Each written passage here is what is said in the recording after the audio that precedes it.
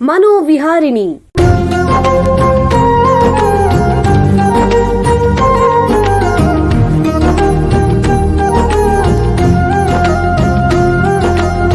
ಬೆಂಗಳೂರಿನ ನಿಮ್ಹಾನ್ಸ್ ವತಿಯಿಂದ ಮಾನಸಿಕ ಆರೋಗ್ಯ ಮತ್ತು ನರವಿಜ್ಞಾನ ಕುರಿತ ಪ್ರಾಯೋಜಿತ ಶಿಕ್ಷಣ ಮಾಲಿಕೆ. ಸಹಯೋಗ ಡಾಕ್ಟರ್ ರಾಮಚಂದ್ರ ಎನ್ ಮೂರ್ತಿ, ಮಾನಸಿಕ ಆರೋಗ್ಯ ಮತ್ತು ನರವಿಜ್ಞಾನ ಪ್ರತಿಷ್ಠಾನ, ನಿಮ್ಹಾನ್ಸ್. ಕೇಳಿ ಮಾನಸಿಕ ಆರೋಗ್ಯ ಮತ್ತು ನರವಿಜ್ಞಾನ ಕುರಿತ ಮಾಲಿಕೆ ಮನೋವಿಹಾರಿಣಿ. ನಮಸ್ಕಾರ ಶ್ರೋತೃಗಳೇ, ನಿಮಗೆಲ್ಲರಿಗೂ ಮನೋವಿಹಾರಿಣಿ ಶಿಕ್ಷಣ ಮಾಲಿಕೆ ಈ ಸಂಚಿಕೆಗೆ ಆತ್ಮೀಯ ಸ್ವಾಗತ. ಹಿಂದಿನ ಸಂಚಿಕೆಯಲ್ಲಿ ಸ್ಕಿಜೋಫ್ರೀನಿಯಾ ಎಂಬ ಗಂಭೀರವಾದ ಮಾನಸಿಕ ಕಾಯಿಲೆ ಬಗ್ಗೆ ಚರ್ಚೆ ಮಾಡ್ತಿದ್ವಿ. ಈಗ ಅದನ್ನು ಮುಂದುವರಿಸೋಣ. ಹಿಂದಿನ ಸಂಚಿಕೆಯಲ್ಲಿ ತಜ್ಞರು ಹೇಳ್ತಿದ್ರು, ಸ್ಕಿಜೋಫ್ರೀನಿಯಾ ಇರುವ ವ್ಯಕ್ತಿಯ ಯೋಚನೆ, ಭಾವನೆ, ಗ್ರಹಿಕೆ ಮತ್ತು ವರ್ತನೆ ಬದಲಾಗುತ್ತವೆ. ಎಲ್ಲ ರೀತಿಯ ಅನುಮಾನಗಳು ಬರುತ್ತವೆ, ಬೇರೆಯವರಿಗೆ ಕೇಳದ ದನಿಗಳು ಕೇಳುತ್ತವೆ, ಅವರು ಅದಕ್ಕೆ ಪೂರಕವಾಗಿ ಮಾತಾಡೋ ಹಾಗೆ ಅಥವಾ ನಗೋ ಹಾಗೆ ಕಾಣಿಸ್ಕೊಳ್ತಾರೆ. ಏಕಾಗ್ರತೆ, ಯೋಚಿಸೋ ವೇಗ, ನೆನಪಿನ ಶಕ್ತಿಯಲ್ಲಿ ಬದಲಾವಣೆ ಆಗುತ್ತೆ. ಜೀವನೋತ್ಸಾಹ ಇಲ್ಲದೆ ಜೀವಿಸ್ತಾರೆ, ಗೊತ್ತು ಗುರಿ ಇಲ್ಲದೆ ಅಲಿತಿರ್ತಾರೆ. ಜನರು ಇಂಥವ್ರನ್ನ ಹುಚ್ಚ ಅಥವಾ ಹುಚ್ಚಿ ಅಂತ ತುಚ್ಛವಾಗಿ ಕಾಣ್ತಾರೆ. ಈ ರೋಗ ಸಾಧಾರಣವಾಗಿ 18ರಿಂದ 45 ವರ್ಷ ವಯಸ್ಸಿನಲ್ಲಿ ಹೆಚ್ಚು. 1000 ಜನರಲ್ಲಿ ಸುಮಾರು 3-4 ಜನಕ್ಕೆ ಈ ಕಾಯಿಲೆ ಬರಬಹುದು. ಈ ರೋಗದಿಂದ ವ್ಯಕ್ತಿಯ ಜೀವನವೇ ಬದಲಾಗುತ್ತೆ. ಶಿಕ್ಷಣ ಮುಂದುವರಿಸಲಿಕ್ಕೆ ಆಗದೆ ಇರಬಹುದು, ಕೆಲವರಿಗೆ ಉದ್ಯೋಗ ಮಾಡೋಕ್ಕಾಗದೆ ನಿರುದ್ಯೋಗಿಗಳಾಗಬಹುದು, ಮನೆಯವರ ಮತ್ತು ಇತರರೊಡನೆ ಸಂಬಂಧ ಕೆಡಬಹುದು, ವೈಯಕ್ತಿಕ ಶುಚಿತ್ವದ ಕಡೆ ಗಮನ ಇರದೇ ಇರಬಹುದು. ಈ ರೋಗಕ್ಕೆ ಮಿದುಳಿನಲ್ಲಿರುವ ನರವಾಹಕಗಳ ಏರುಪೇರೇ ಮುಖ್ಯವಾದ ಕಾರಣ. ಇದಕ್ಕೆ ಕೆಲವು ದೋಷಪೂರಿತ ವಂಶವಾಹಿಗಳು ಅಥವಾ ಜೀನ್ಸ್ಗಳಿಂದ, ಅಥವಾ ಮಗು ಗರ್ಭದಲ್ಲಿದ್ದಾಗ ಅಥವಾ ಪ್ರಸವದ ಸಂದರ್ಭದಲ್ಲಿ ಆಗುವ ತೊಂದರೆ ಇದ್ದರೆ, ಅಥವಾ ಮಕ್ಕಳು ಬೆಳೆಯುವಾಗ ಆಗುವ ಒತ್ತಡಗಳು ಅಥವಾ ಮಾದಕ ದ್ರವ್ಯದ ಸೇವನೆಯಿಂದ ರೋಗ ಉಂಟಾಗಬಹುದು. ಸ್ಕಿಜೋಫ್ರೀನಿಯಾದಿಂದ ಅಥವಾ ಅದರ ಚಿಕಿತ್ಸೆಯ ಅಡ್ಡಪರಿಣಾಮಗಳಿಂದ ಕೆಲವು ದೈಹಿಕ ಕಾಯಿಲೆಗಳು ಬರಬಹುದು. ಸ್ಕಿಜೋಫ್ರೀನಿಯಾ ಇರುವ ಕುಟುಂಬದಲ್ಲಿ ಮಕ್ಕಳಿಗೆ ಈ ಕಾಯಿಲೆ ಬರೋ ಸಾಧ್ಯತೆ ಸ್ವಲ್ಪ ಹೆಚ್ಚಾದ್ರೂ ಬಂದೇ ಬರುತ್ತೆ ಅಂತ ಹೇಳಕ್ಕಾಗಲ್ಲ. ಬಹುಪಾಲು ಬರದೇನೂ ಇರಬಹುದು. ಕುಟುಂಬದಲ್ಲಿ ಯಾರಿಗೂ ಈ ಕಾಯಿಲೆ ಇಲ್ದಿದ್ರೂ ಮಕ್ಕಳಿಗೆ ಬರೋ ಸಾಧ್ಯತೆ ಇರುತ್ತೆ. ಈ ಕಾಯಿಲೆಗೆ ಚಿಕಿತ್ಸೆ ಇದ್ದರೂ ಸುಮಾರು 85ರಿಂದ 90% ರೋಗಿಗಳ ಸಂಬಂಧಿಕರಿಗೆ ಇದರ ಬಗ್ಗೆ ಗೊತ್ತಿಲ್ಲದೇನೆ ಇರಬಹುದು ಅಥವಾ ಚಿಕಿತ್ಸೆಯನ್ನು ತಗೊಳ್ಳಕ್ಕೆ ಹಿಂಜರಿಬಹುದು. ಈಗ ಮುಂದಿನ ಪ್ರಶ್ನೆ ಏನು ಅಂತಂದ್ರೆ, ಇದರ ಡಯಾಗ್ನೋಸಿಸ್ ಅಥವಾ ರೋಗ ನಿರ್ಣಯ ಮತ್ತು ಚಿಕಿತ್ಸೆ ಹೇಗೆ ಅಂತ ತಿಳ್ಕೋಬೇಕು. ಬನ್ನಿ, ಇವುಗಳ ಬಗ್ಗೆ ತಜ್ಞರ ಹತ್ತಿರ ಮಾಹಿತಿ ಪಡೆಯೋಣ. ಮನೋವೈದ್ಯಕೀಯ ಶಾಸ್ತ್ರದಲ್ಲಿ ಸುಮಾರು 20 ವರ್ಷಗಳಿಂದ ವೈದ್ಯಕೀಯ ಸೇವೆ ಮತ್ತು ಸಂಶೋಧನೆ ಮಾಡ್ತಾ ಇರುವಂತಹ ನಿಮ್ಹಾನ್ಸ್ನ ಸೈಕ್ಯಾಟ್ರಿಕ್ ರಿಹ್ಯಾಬಿಲಿಟೇಷನ್ ಸರ್ವಿಸಸ್ ಅಂದರೆ ಮನೋವೈದ್ಯಕೀಯ ಪುನರ್ವಸತಿ ಸೇವೆಗಳ ವಿಭಾಗದ ಮುಖ್ಯಸ್ಥರು, ಪ್ರಾಧ್ಯಾಪಕರು ಆಗಿರುವಂತಹ ಡಾಕ್ಟರ್ ಎಂ ಕೃಷ್ಣಪ್ರಸಾದ್ ಅವರು ನಮ್ಮ ಜೊತೆ ಇದ್ದಾರೆ. ಅವ್ರನ್ನ ಸ್ವಾಗತಿಸೋಣ. ನಮಸ್ಕಾರ ಡಾಕ್ಟರ್ ಕೃಷ್ಣಪ್ರಸಾದ್ ಅವರೇ. ನಮಸ್ಕಾರ ಸರ್. ನಿಮಗೆ ಈ ಕಾರ್ಯಕ್ರಮಕ್ಕೆ ಸ್ವಾಗತ. ಡಾಕ್ಟರ್ ಕೃಷ್ಣಪ್ರಸಾದ್ ಅವರೇ, ನಿಮಗೆ ಮೊದಲನೇ ಪ್ರಶ್ನೆ ಏನು ಅಂತಂದ್ರೆ, ಒಬ್ಬ ವ್ಯಕ್ತಿಗೆ ಸ್ಕಿಜೋಫ್ರೀನಿಯಾ ಇದ್ರೆ ಅವರು ಯಾರನ್ನ ಸಂಪರ್ಕಿಸಬೇಕು? ಸಾಮಾನ್ಯ ವೈದ್ಯರು, ಜನರಲ್ ಫಿಸಿಷಿಯನ್ನೇ, ಅಥವಾ ಮನೋವೈದ್ಯರು, ಸೈಕ್ಯಾಟ್ರಿಸ್ಟ್, ಅಥವಾ ಮನಃಶಾಸ್ತ್ರಜ್ಞರು, ಸೈಕಾಲಜಿಸ್ಟ್? ಮನೋವೈದ್ಯರನ್ನ ಸಂಪರ್ಕಿಸಬೇಕಾಗ್ತದೆ. ಯಾಕಂದ್ರೆ ಸ್ಕಿಜೋಫ್ರೀನಿಯಾಗೆ ಚಿಕಿತ್ಸೆ ನೀಡೋದು ಮನೋವೈದ್ಯರು. ಬಟ್ ಕೆಲವು ಸಂದರ್ಭಗಳಲ್ಲಿ ಏನಾಗಬಹುದು ಅಂತ ಹೇಳಿದ್ರೆ, ಅವರು ಸೈಕಾಲಜಿಸ್ಟ್ ಅನ್ನ ಕಾಣಬಹುದು. ಮನೆ ಮಂದಿಗೆ ಗೊತ್ತಿಲ್ಲದೆ ಮೊದಲು ಸೈಕಾಲಜಿಸ್ಟ್ ಹತ್ರ ಹೋಗ್ಲೂಬಹುದು, ಹಾಗೆ ಜನರಲ್ ಫಿಸಿಷಿಯನ್ ಹತ್ರ ಹೋಗ್ಲೂಬಹುದು. ಅಂತ ಸಂದರ್ಭಗಳಲ್ಲಿ ಸಾಮಾನ್ಯವಾಗಿ ಅವರು ಸೈಕ್ಯಾಟ್ರಿಸ್ಟ್ ಅನ್ನ ಅಂದ್ರೆ ಮನೋವೈದ್ಯರನ್ನ ಕಾಣಬೇಕು ಅನ್ನೋ ಸಲಹೆಯನ್ನ ಸಾಮಾನ್ಯವಾಗಿ ನೀಡುತ್ತಾರೆ. ಅಂದ್ರೆ ಈಗ ಈ ಸ್ಕಿಜೋಫ್ರೀನಿಯಾ ಅನ್ನೋದರ ರೋಗ ನಿರ್ಣಯ, ಡಯಾಗ್ನೋಸಿಸ್ ಹೇಗೆ ಮಾಡ್ತೀರಾ? ದಯವಿಟ್ಟು ತಿಳಿಸಿ. ಸಾಮಾನ್ಯವಾಗಿ ಇದನ್ನ ಮಾಡೋದು ಈ ಸಮಸ್ಯೆ ಇರುವಂತಹ ವ್ಯಕ್ತಿಯ ಜೊತೆ ಸಮಾಲೋಚನೆ ಮತ್ತು ವಾರ್ತಾಲಾಪದಿಂದ ಡಯಾಗ್ನೋಸಿಸ್ಗೆ ಬರಲಾಗ್ತದೆ. ಹಾಗೂ ಮನೆಯವರ ಹತ್ರ ಅಥವಾ ಕುಟುಂಬದವರ ಹತ್ರ ಈ ಸಮಸ್ಯೆಗಳ ಬಗ್ಗೆ ಅದು ಎಷ್ಟು ಸಮಯದಿಂದ ಇದೆ, ಎಷ್ಟು ತಿಂಗಳುಗಳಿಂದ ಇದೆ, ಆ ಮಾಹಿತಿಯನ್ನ ಪಡೆದು ಮತ್ತು ಬೇರೆ ಏನಾದರೂ ಹಳೆಯದಾದಂತಹ ಮೆಡಿಕಲ್ ರೆಕಾರ್ಡ್ಗಳಿದ್ದಲ್ಲಿ ಅದನ್ನ ಉಪಯೋಗಿಸಿಕೊಂಡು ಡಯಾಗ್ನೋಸಿಸ್ಗೆ ಬರಲಾಗ್ತದೆ. ಈ ಕಾಯಿಲೆಗೆ ಕಾರಣಗಳು ಅಂದ್ರೆ ಸೈಕೋಸಿಸ್ ಅಥವಾ ಸ್ಕಿಜೋಫ್ರೀನಿಯಾಗೆ ಸಂಬಂಧಿತ ಲಕ್ಷಣಗಳು ಬೇರೆ ಬೇರೆ ಕಾಯಿಲೆಗಳಿಂದ ಕೂಡ ಬರುವಂತಹ ಸಾಧ್ಯತೆ ಇದೆ, ಅಥವಾ ಮಾದಕ ಪದಾರ್ಥಗಳ ಸೇವನೆಯಿಂದ ಕೂಡ ಇಂತಹ ಲಕ್ಷಣಗಳು ಕಾಣಬಹುದು. ಅಂತಹ ಸಂದರ್ಭದಲ್ಲಿ ಅದಕ್ಕೆ ತಕ್ಕ ಹಾಗೆ ಪರೀಕ್ಷೆಗಳನ್ನು ಮಾಡಬೇಕಾಗಬಹುದು. ಉದಾಹರಣೆಗೆ ಅದು CT ಸ್ಕ್ಯಾನ್ ಇರಬಹುದು, ಅಥವಾ MRI ಇರಬಹುದು, ಅಥವಾ ರಕ್ತ ಪರೀಕ್ಷೆಗಳಿರಬಹುದು, ಅಥವಾ ಮಾದಕ ಪದಾರ್ಥಗಳ ಸೇವನೆಯ ಬಗೆಗೆ ಇರುವಂತಹ ಯಾವುದೇ ಮೂತ್ರದ ಪರೀಕ್ಷೆ ಇರಬಹುದು ಅಥವಾ ರಕ್ತದ ಪರೀಕ್ಷೆ ಇರಬಹುದು. ಅದಕ್ಕೆ ತಕ್ಕಂಗೆ ಮಾಡೋ ಸಾಧ್ಯತೆ ಇದೆ.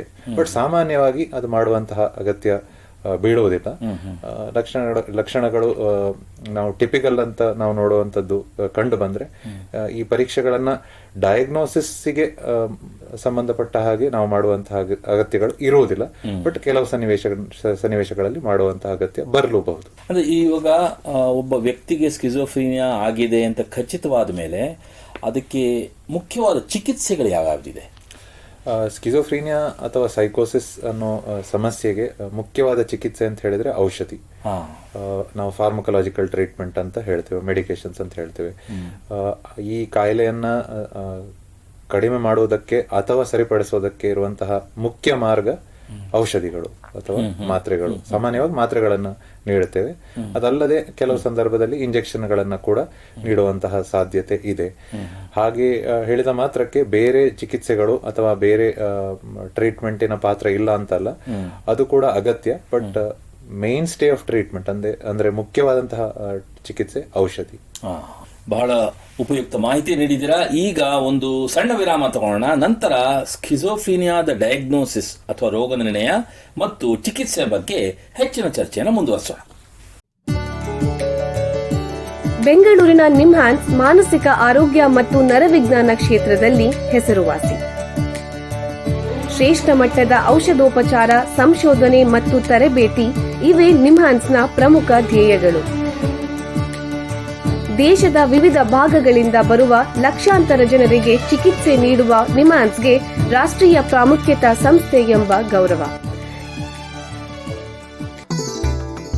ಚಿಕಿತ್ಸೆ ಮತ್ತು ವೈದ್ಯಕೀಯ ಸೇವೆಗಳ ಜೊತೆಯಲ್ಲಿ ನರರೋಗ ಮತ್ತು ಮನೋವೈದ್ಯಕೀಯ ಪುನರ್ವಸತಿ ಸೇವೆಗಳು, ಸಮುದಾಯ ಮಟ್ಟದ ಆರೋಗ್ಯ ಕಾರ್ಯಕ್ರಮಗಳನ್ನು ನಡೆಸುವುದು ಹಾಗೂ ಜನಜಾಗೃತಿ ಮೂಡಿಸುವ ಕೆಲಸಗಳಲ್ಲಿ ಸಕ್ರಿಯವಾಗಿದೆ ನಿಮ್ಹಾನ್ಸ್.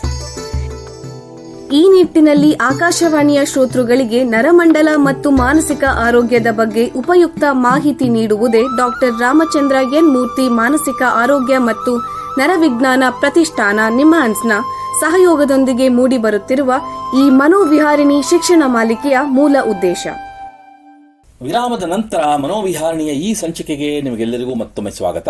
ವಿರಾಮಕ್ಕೆ ಮುಂಚೆ ಸ್ಕಿಜೋಫ್ರೀನಿಯಾದ ರೋಗ ನಿರ್ಣಯ, ಡಯಾಗ್ನೋಸಿಸ್ ಮತ್ತು ಚಿಕಿತ್ಸೆ ಬಗ್ಗೆ ನಿಮ್ಹಾನ್ಸ್ನ ತಜ್ಞರಾದ ಡಾಕ್ಟರ್ ಕೃಷ್ಣ ಪ್ರಸಾದ್ ಅವರ ಹತ್ರ ಮಾತಾಡ್ತಾ ಇದ್ವಿ. ಈಗ ಈ ಚರ್ಚೆನ ಮುಂದುವರಿಸೋಣ. ಡಾಕ್ಟ್ರೇ, ಯಾವ್ಯಾವ ರೀತಿಯ ಔಷಧಿಗಳಿವೆ ಸ್ಕಿಜೋಫ್ರೀನಿಯಾಗೆ ಮತ್ತು ಅವುಗಳು ಪರಿಣಾಮಕಾರಿಯೇ? ದಯವಿಟ್ಟು ತಿಳಿಸಿ. 1950ನೇ ಇಸವಿ ಲಗಾಯಿತು ಔಷಧಿಗಳೇ ಮೇನ್ ಸ್ಟೇ ಆಫ್ ಟ್ರೀಟ್ಮೆಂಟ್ ಸ್ಕಿಜೋಫ್ರೀನಿಯಾಗೆ. ಸೊ 80-90ರ ದಶಕದಲ್ಲಿ ಹೊಸ ಔಷಧಿಗಳು ಬಂದವು. ಅದಕ್ಕೂ ಹಿಂದೆ ಹಳೆಯ ಔಷಧಿಗಳು ಅಂದ್ರೆ ಕ್ಲೋರ್ಪ್ರೊಮಝಿನ್, ಹ್ಯಾಲೋಪೆರಿಡಾಲ್, ಟ್ರೈಫ್ಲೂಪರೆಝಿನ್ ಇಂಥ ಔಷಧಿಗಳನ್ನ ಕೊಡಲಾಗ್ತಾ ಇತ್ತು. 80ರ ಮತ್ತು 90ರ ದಶಕದ ನಂತರ ಹೊಸ ಔಷಧಿಗಳನ್ನ ಕಂಡು ಹಿಡಿದ ಪರಿಣಾಮ ರೆಸ್ಪೆರಿಡೋನ್, ಒಲಾನ್ಜಪಿನ್, ಕ್ವಿಟಾಯಪಿನ್, ಅರಿಪಿಪ್ರಜೋಲ್, ಈಗ ಸದ್ಯಕ್ಕೆ ಕ್ಯಾರಿಪ್ರಜಿನ್ ಇಂಥ ಹೊಸ ಔಷಧಿಗಳು ಬಂದಿವೆ. ಸೊ ಸಾಮಾನ್ಯವಾಗಿ ಔಷಧಿಗಳನ್ನ ಕೊಡುವಾಗ ವ್ಯಕ್ತಿಯ ಜೊತೆ ಚರ್ಚೆ ಮಾಡಲಾಗ್ತದೆ.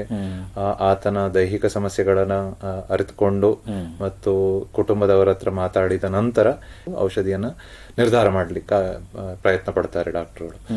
ಸೊ ಈ ಔಷಧಿಗಳನ್ನ ಸಾಮಾನ್ಯವಾಗಿ ಕಡಿಮೆ ಡೋಸ್ನಲ್ಲಿ ಸ್ಟಾರ್ಟ್ ಮಾಡಿ ಅದರ ನಂತರ ನಿಧಾನಕ್ಕೆ ಅಡ್ಡ ಪರಿಣಾಮಗಳು ಏನಾದರೂ ಕಾಣಿಸ್ತವ ಅಂತ ನೋಡಿಕೊಂಡು ನಿಧಾನಕ್ಕೆ ಅದರ ಆಪ್ಟಿಮಲ್ ಡೋಸಿಗೆ ನಾವು ಬಿಲ್ಡ್ ಮಾಡ್ತೇವೆ.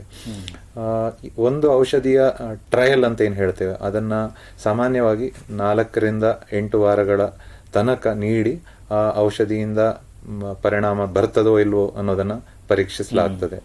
ಸೊ ಸಾಮಾನ್ಯವಾಗಿ ರೆಸ್ಪಾನ್ಸ್ ಇದ್ದಲ್ಲಿ 4ರಿಂದ 6 ವಾರದಲ್ಲಿ ನಮಗೆ ಆ ರೆಸ್ಪಾನ್ಸ್ ಗೊತ್ತಾಗ್ತದೆ. ಅದಕ್ಕೆ ರೆಸ್ಪಾನ್ಸ್ ಇಲ್ಲದೆ ಇದ್ದಂತಹ ಸಂದರ್ಭದಲ್ಲಿ ಮಾತ್ರೆಯನ್ನ ಬದಲಾಯಿಸಲಾಗ್ತದೆ ಹಾಗೂ ಬೇರೆ ಮಾತ್ರೆಯನ್ನ ಕ್ರಾಸ್ ಟೇಪರ್ ಮಾಡ್ತೇವೆ. ಈ ಔಷಧಿಯನ್ನ ಕಡಿಮೆ ಮಾಡಿ ಇನ್ನೊಂದು ಔಷಧಿಯನ್ನ ಹೆಚ್ಚು ಮಾಡ್ತೇವೆ. ಸಾಮಾನ್ಯವಾಗಿ ಪರಿಣಾಮಕಾರಿ ಔಷಧಿಗಳು. ಬಟ್ ಕೆಲವು ಸಂದರ್ಭದಲ್ಲಿ ಅಂದ್ರೆ 30ರಿಂದ 40% ಸನ್ನಿವೇಶಗಳಲ್ಲಿ ಈ ಔಷಧಿಗಳು ಪರಿಣಾಮ ಬೀರದೆ ಇರಬಹುದು. ಇದಕ್ಕೆ ಟ್ರೀಟ್ಮೆಂಟ್ ರೆಸಿಸ್ಟೆನ್ಸ್ ಅಂತ ಹೇಳ್ತೇವೆ.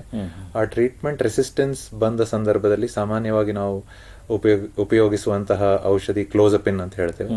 ಆ ಕ್ಲೋಜಪಿನ್ ಅನ್ನೋ ಔಷಧಿಯನ್ನ ಯೂಸ್ ಮಾಡಿದಾಗ ಬಹಳ ಮಂದಿಗೆ ಫಲಕಾರಿಯಾಗಿ ಲಕ್ಷಣಗಳು ಕಮ್ಮಿ ಆಗ್ಬಹುದು.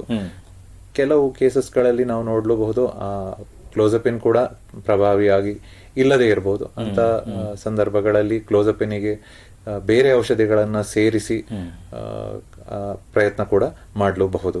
ಈ ಔಷಧಿಗಳನ್ನ ತಗೋಬೇಕು ಅಂತಂದ್ರೆ ಅವರು ದೀರ್ಘಕಾಲಿಕವಾಗಿ ಎಷ್ಟು ಸಮಯ ತಗೋಬೇಕಾಗತ್ತೆ ಅವರು? ನೀವು ಆಗ್ಲೇ ಲಿಸ್ಟ್ ಮಾಡಿದ್ರಿ ಸ್ಕಿಜೋಫ್ರೀನಿಯಾಗೆ ಸಂಬಂಧಪಟ್ಟಿರೋ ಲಕ್ಷಣಗಳು.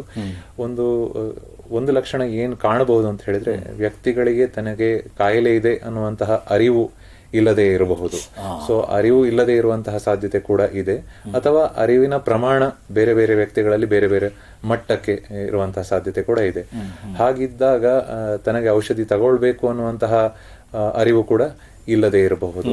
ಸೊ ಅಂತ ಸಂದರ್ಭಗಳಲ್ಲಿ ಬೇರೆ ತರಹದ ಚಿಕಿತ್ಸೆ ಅಂದ್ರೆ ಇಂಜೆಕ್ಷನ್ ಮುಖಾಂತರ, ಅಂದ್ರೆ ದಿವಸ ನಾನು ಮಾತ್ರೆ ತಗೊಳ್ಬೇಕಲ್ಲ ಅನ್ನುವಂತಹ ಕೊರಗು ಕೂಡ ಇರಬಹುದು. ಆಗ ಇಂಜೆಕ್ಷನ್ ಗಳನ್ನ ಕೂಡ ನಾವು ಆಫರ್ ಮಾಡ್ತೇವೆ. ಸೊ ಅದು 15 ದಿವಸಕ್ಕೊಮ್ಮೆ ಕೊಡುವಂತಹ ಇಂಜೆಕ್ಷನ್ ಇರಬಹುದು, ಅಥವಾ ತಿಂಗಳಿಗೊಮ್ಮೆ ಕೊಡುವಂತಹ ಇಂಜೆಕ್ಷನ್ಗಳು ಇರಬಹುದು. ಸೊ ಇದನ್ನು ಕೂಡ ಕೊಡುವಂತಹ ಸಾಧ್ಯತೆ ಇದೆ. ಮೊದಲನೇ ಸಾರಿ ಈ ತರ ಕಾಯಿಲೆ ಬಂದಲ್ಲಿ ಸಾಮಾನ್ಯವಾಗಿ ಕಾಯಿಲೆ ಗುಣವಾದ ನಂತರ 1 ವರ್ಷದವರೆಗೂ ನಾವು ಅದೇ ಡೋಸ್ ನಲ್ಲಿ ಮಾತ್ರೆಯನ್ನ ಕಂಟಿನ್ಯೂ ಮಾಡುವಂತಹ ಸಲಹೆಯನ್ನ ನೀಡುತ್ತೇವೆ. ಕ್ರಮೇಣ ಅದನ್ನ ಕಡಿಮೆ ಮಾಡಿ ನೋಡಬಹುದು.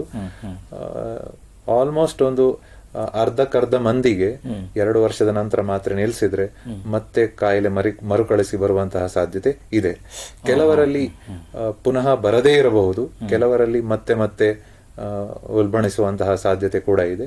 ಕೆಲವರಲ್ಲಿ ಅಲ್ಪ ಪ್ರಮಾಣದ ಕಾಯಿಲೆಯ ಲಕ್ಷಣಗಳು ಉಳಿದಿರಬಹುದು ಮತ್ತು ಮಧ್ಯದಲ್ಲಿ ಏರುಪೇರನ್ನ ನಾವು ಕಾಣಲೂಬಹುದು. ಸೊ ಕೆಲವರಿಗೆ ಲೈಫ್ ಲಾಂಗ್ ಟ್ರೀಟ್ಮೆಂಟ್ ಕೂಡ ಅಗತ್ಯ ಇರಲೂಬಹುದು. ಅಂದ್ರೆ ಈ ತರ ಮಾತ್ರೆಗಳನ್ನ ತಗೊಂಡ್ರೆ ದೀರ್ಘಕಾಲಿಕವಾಗಿ ಏನಾದರೂ ಅಡ್ಡ ಪರಿಣಾಮಗಳಿರುತ್ತೆ? ಅಕ್ಯೂಟ್ ಫೇಸ್ ನಲ್ಲಿ, ಅಂದ್ರೆ ಟ್ರೀಟ್ಮೆಂಟ್ ಸ್ಟಾರ್ಟ್ ಮಾಡಿದ ಶುರುವಿನ ಹಂತದಲ್ಲಿ ಅವರಲ್ಲಿ ಪಾರ್ಕಿನ್ಸನ್ಸ್ಗೆ ಸಂಬಂಧಪಟ್ಟಿರುವಂತಹ ಲಕ್ಷಣಗಳನ್ನ ಕಾಣಲು ಬಹುದು. ಅಂದ್ರೆ ಅದು ಕೈಯಲ್ಲಿ ಕಂಪನ ಇರಬಹುದು, ಅಥವಾ ಶರೀರ ಗಟ್ಟಿಯಾಗುವುದು, ಅಥವಾ ಸ್ಟಿಫ್ನೆಸ್ ಇರಬಹುದು, ಅಥವಾ ಮುಖದಲ್ಲಿ ಇರುವಂತಹ ಭಾವನೆಗೆ ಸಂಬಂಧಪಟ್ಟಿರುವಂತಹ ವ್ಯತ್ಯಾಸಗಳು ಕಾಣದೇ ಇರುವಂತದ್ದು. ಇಂತಹ ಅಡ್ಡ ಪರಿಣಾಮಗಳನ್ನು ನಾವು ಕಾಣಲೂಬಹುದು. ಬಟ್ ದೀರ್ಘಕಾಲ ಯಾವಾಗ ನಾವು ಈ ಚಿಕಿತ್ಸೆಯನ್ನು ನೀಡ್ತೇವೋ ಆಗ ಬೇರೆ ಸಮಸ್ಯೆಗಳನ್ನ ಕೂಡ, ಅಂದ್ರೆ ತೂಕದಲ್ಲಿ ಏರು, ಹೊಟ್ಟೆ ಅಳತೆ ಅಥವಾ ಸೊಂಟದ ಅಳತೆ ಹೆಚ್ಚಾಗುವುದು, ಹಸಿವು ಹೆಚ್ಚಾಗುವುದು, ಡಯಾಬಿಟಿಸ್ ಕಾಣಲೂಬಹುದು, ಅಥವಾ ಬಿಪಿಯಲ್ಲಿ ಏರು, ಅಥವಾ ಕೊಲೆಸ್ಟ್ರಾಲ್ ಮತ್ತು ಟ್ರೈಗ್ಲಿಸರೈಡ್ಸ್ ಅಂತ ಏನ್ ಹೇಳ್ತೇವೆ ಅದರಲ್ಲಿ ಕೂಡ ಏರನ್ನ ನಾವು ಕಾಣಬಹುದು. ಮಂಪರು ಬರುವಂತಹ ಸಾಧ್ಯತೆ ಔಷಧಿಗಳಿಂದ ನಾವು ಕಾಣಲೂಬಹುದು. ಸರ್, ಇವಾಗ ಸ್ಕಿಜೋಫ್ರೀನಿಯಾಗೆ ಮಾತ್ರೆಗಳಲ್ಲದೇನೆ ಇತರ ರೀತಿಯ ಚಿಕಿತ್ಸೆಗಳು ಇವೆಯೇ? ಔಷಧಿಗಳು ಸ್ಕಿಜೋಫ್ರೀನಿಯಾದ ಚಿಕಿತ್ಸೆಗೆ ಬೇಕಾಗಿರುವಂತಹ ಮುಖ್ಯವಾದಂತಹ ಮಾರ್ಗ. ಅದಲ್ಲದೆ ಕೆಲವರಲ್ಲಿ ECT ಅಥವಾ ಎಲೆಕ್ಟ್ರೋಕನ್ವಲ್ಸಿವ್ ಥೆರಪಿ ಅಥವಾ ರೆಪಿಟೇಟಿವ್ ಟ್ರಾನ್ಸ್ಕ್ರೇನಿಯಲ್ ಮ್ಯಾಗ್ನೆಟಿಕ್ ಸ್ಟಿಮ್ಯುಲೇಷನ್ ಅಥವಾ RTMS ಅಂತ ಏನ್ ಹೇಳ್ತೇವೆ ಅದನ್ನ ಬಳಸಲೂಬಹುದು. ಇದಲ್ಲದೆ ಸೈಕಲಾಜಿಕಲ್ ಟ್ರೀಟ್ಮೆಂಟ್ಸ್ ಅಥವಾ ಕೌನ್ಸಿಲಿಂಗ್ ಅಂತ ಏನ್ ಹೇಳ್ತೇವೆ ಸಾಮಾನ್ಯ ಭಾಷೆಯಲ್ಲಿ, ಅದರಲ್ಲಿ ಕಾಗ್ನಿಟಿವ್ ಬಿಹೇವಿಯರಲ್ ಥೆರಪಿ ಇರಬಹುದು, ಅಥವಾ ಸೋಷಿಯಲ್ ಸ್ಕಿಲ್ಸ್ ಟ್ರೈನಿಂಗ್ ಇರಬಹುದು, ಪುನರ್ವಸತಿಯ ತರಬೇತಿ ಅಥವಾ ಸಲಹೆ ಇರಬಹುದು. ಇದನ್ನೆಲ್ಲ ಮಾಡಲಾಗ್ತದೆ.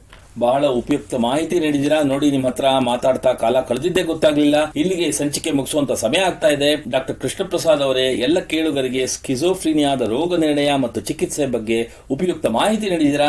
ನಿಮಗೆ ಎಲ್ಲರ ಪರವಾಗಿ ಧನ್ಯವಾದಗಳು. ಶ್ರೋತೃಗಳೇ, ಮಾನಸಿಕ ಆರೋಗ್ಯ ಮತ್ತು ನರವಿಜ್ಞಾನದ ಬಗ್ಗೆ, ಅದರಲ್ಲೂ ಸ್ಕಿಜೋಫ್ರೀನಿಯಾ ಬಗ್ಗೆ ಇನ್ನೂ ಹೆಚ್ಚಿನ ಮಾಹಿತಿಯೊಂದಿಗೆ ಮನೋವಿಹಾರಣೆಯ ಮುಂದಿನ ಸಂಚಿಕೆಯಲ್ಲಿ ಭೇಟಿಯಾಗೋಣ. ನಮಸ್ಕಾರ. ಇಲ್ಲಿಯವರೆಗೆ ಬೆಂಗಳೂರಿನ ನಿಮ್ಹಾನ್ಸ್ ವತಿಯಿಂದ ಮಾನಸಿಕ ಆರೋಗ್ಯ ಮತ್ತು ನರವಿಜ್ಞಾನ ಕುರಿತ ಪ್ರಾಯೋಜಿತ ಶಿಕ್ಷಣ ಮಾಲಿಕೆ ಮನೋವಿಹಾರಿಣಿ ಕೇಳಿದಿರಿ. ಸಹಯೋಗ ಡಾಕ್ಟರ್ ರಾಮಚಂದ್ರ ಎನ್ ಮೂರ್ತಿ, ಮಾನಸಿಕ ಆರೋಗ್ಯ ಮತ್ತು ನರವಿಜ್ಞಾನ ಪ್ರತಿಷ್ಠಾನ, ನಿಮ್ಹಾನ್ಸ್. ನೆರವು ಡಾಕ್ಟರ್ KS ಮೀನಾ, ನಿಮ್ಹಾನ್ಸ್. ಮಾನಸಿಕ ಆರೋಗ್ಯ ಶಿಕ್ಷಣ ವಿಭಾಗ, ನಿಮ್ಹಾನ್ಸ್. ಹಾಗೂ ನಿವೇದಿತಾ BS, ನಿಮ್ಹಾನ್ಸ್. ಸಂಗೀತ ಸಂಯೋಜನೆ ಕೆ. ಕಲ್ಯಾಣ್. ಪರಿಕಲ್ಪನೆ, ನಿರೂಪಣೆ ಮತ್ತು ನಿರ್ಮಾಣ ಡಾಕ್ಟರ್ MM ಶ್ರೀನಿವಾಸ್ ಭರತ್, ನಿಮ್ಹಾನ್ಸ್. ನಿಮ್ಮ ಸಂದೇಶಗಳನ್ನು ಕಳಿಸಬೇಕಾದ ದೂರವಾಣಿ ಸಂಖ್ಯೆ 7899105524. 7899105524. ವಾಟ್ಸ್ಆಪ್ ಸಂದೇಶಗಳು ಮಾತ್ರ. ಈ ಕಾರ್ಯಕ್ರಮದ ಮುಂದಿನ ಸಂಚಿಕೆ ಮುಂದಿನ ವಾರ ಇದೇ ಸಮಯಕ್ಕೆ ಮನೋವಿಹಾರಿಣಿ ಮಾಲಿಕೆಯಲ್ಲಿ.